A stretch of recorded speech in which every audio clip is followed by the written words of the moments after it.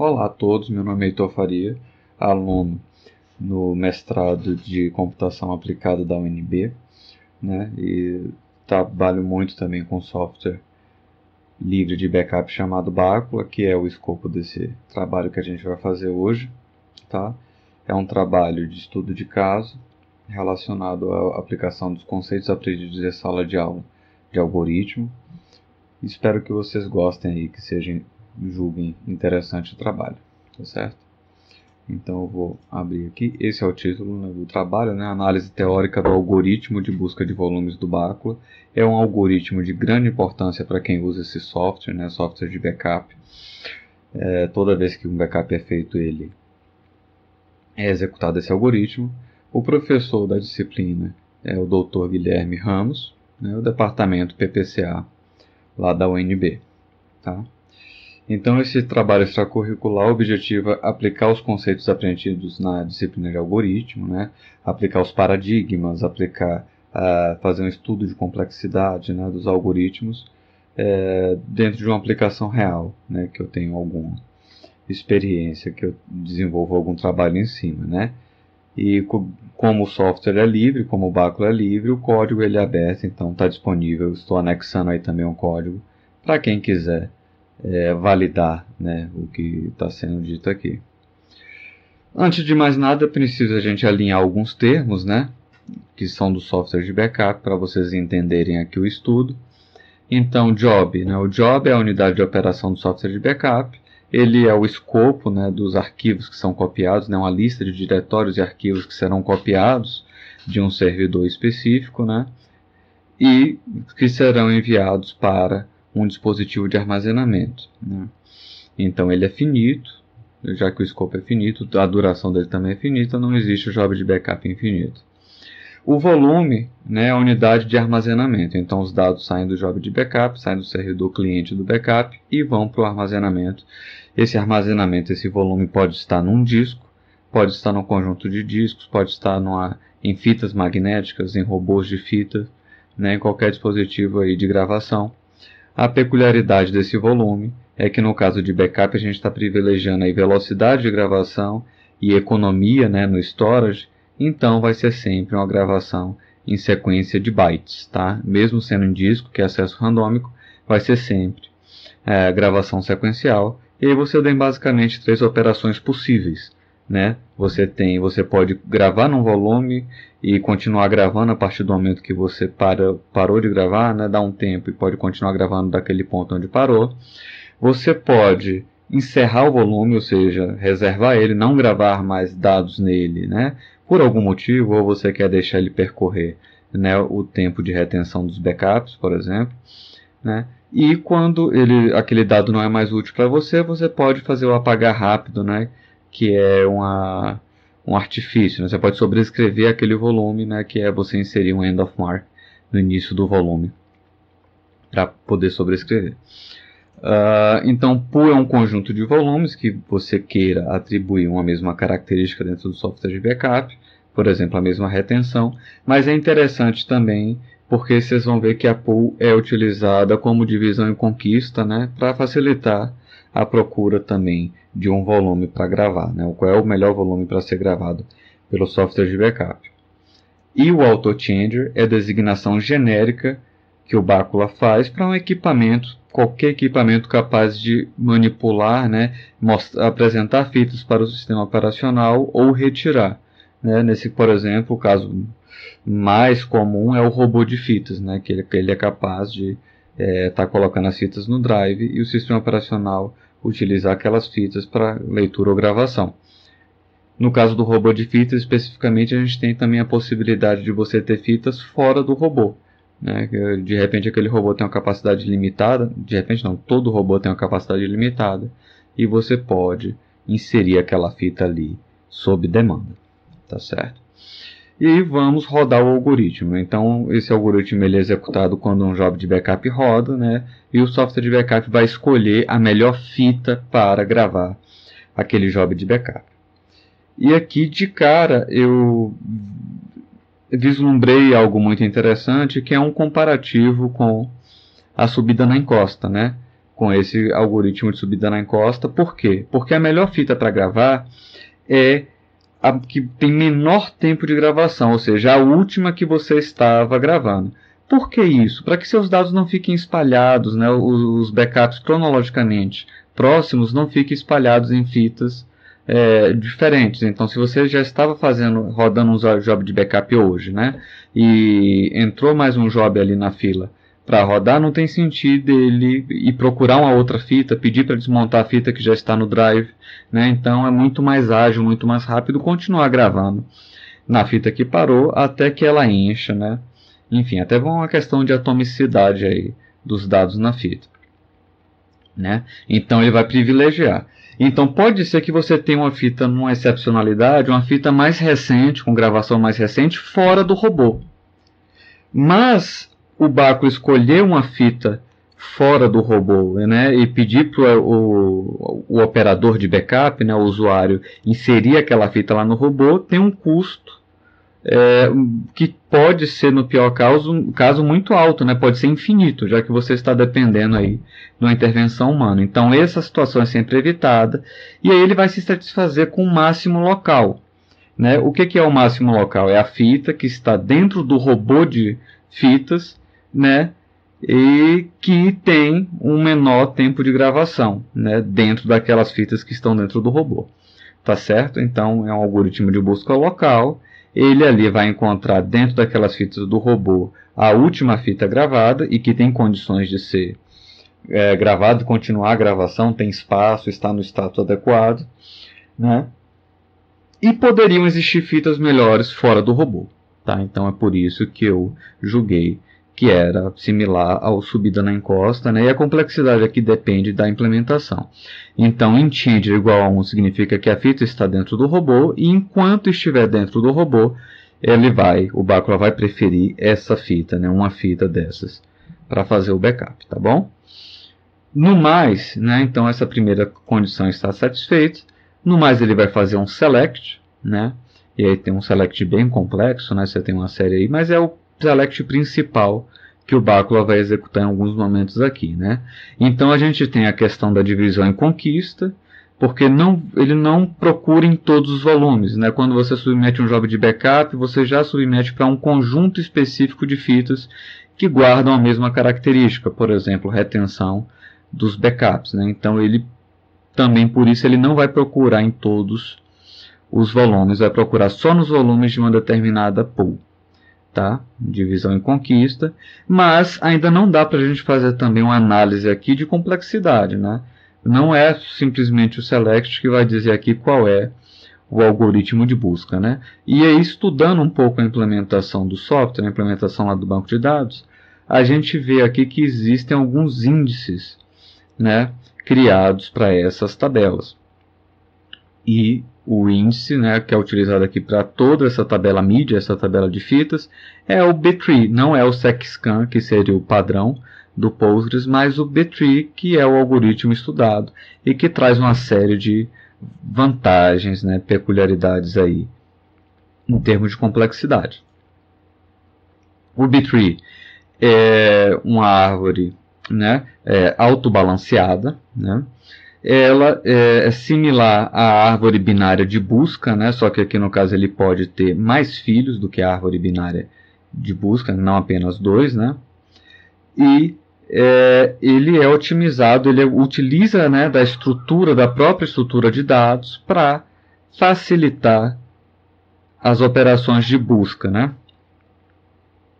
Que aí vão ocorrer em complexidade de tempo logarítmica, né? Log de n.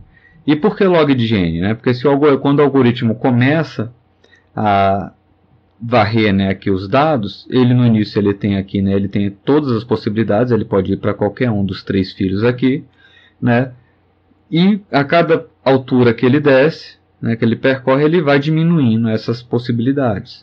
Então, por isso que a logaritma vai cada vez mais dividindo aqui a quantidade de filhos, né? Então, a B-tree, a complexidade de tempo de busca log de n, e a complexidade de espaço vai ser igual ao tamanho dos dados, né? N.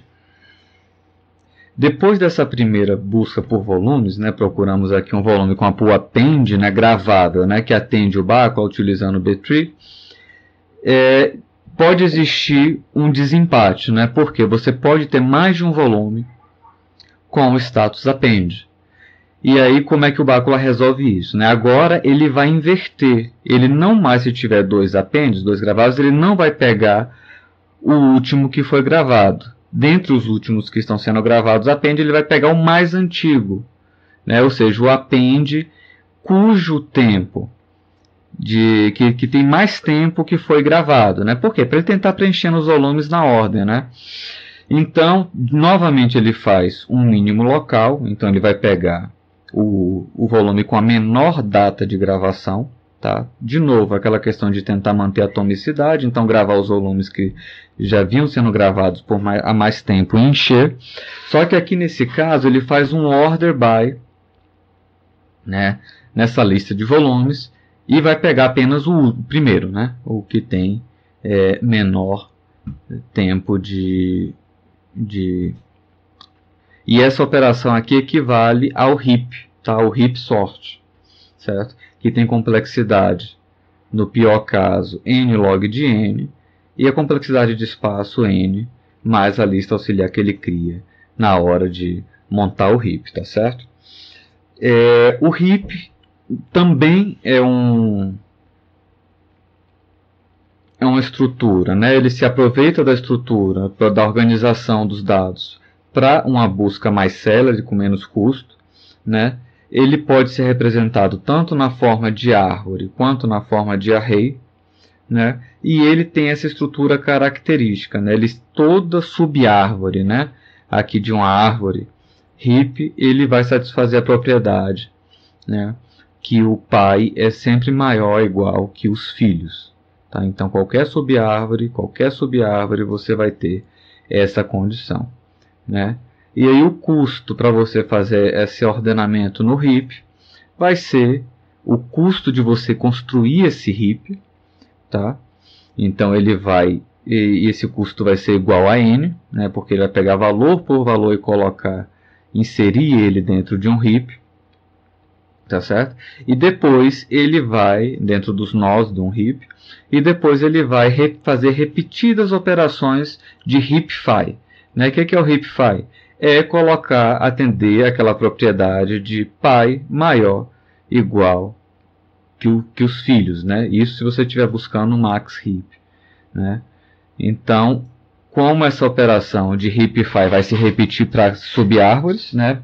No pior caso para todas as subárvores, então disse aí que é logaritmo, né? Porque você vai ter mais subárvores aqui no nível, né, inferior.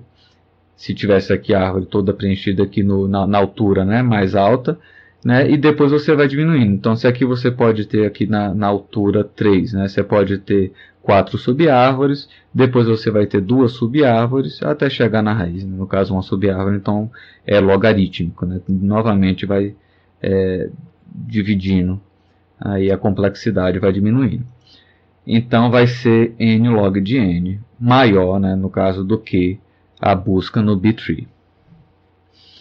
O heap sort é repetido por quê? Porque se não houver nenhum volume append, nenhum volume que o bacula pudesse gravar, ele pode tentar reciclar um volume que já tivesse passado do tempo de retenção, que já tivesse sido gravado num tempo passado, e fosse possível ele poderia reciclar em outra operação que não tem a ver com a busca. Ele ia novamente repetir o heap sort para pegar o volume com recycle por recycle com o tempo mais antigo, né, de gravação, tá certo? E aqui tem uma excepcionalidade: se ele também não puder reciclar nenhum volume, né, ele vai, enfim, se tiver volume recycle, ele vai reciclar, e aí a excepcionalidade e termina a busca, né? Ele conseguiu reciclar um volume que estava purgado, que foi limpo, né? E aí ele terminou a busca, enfim.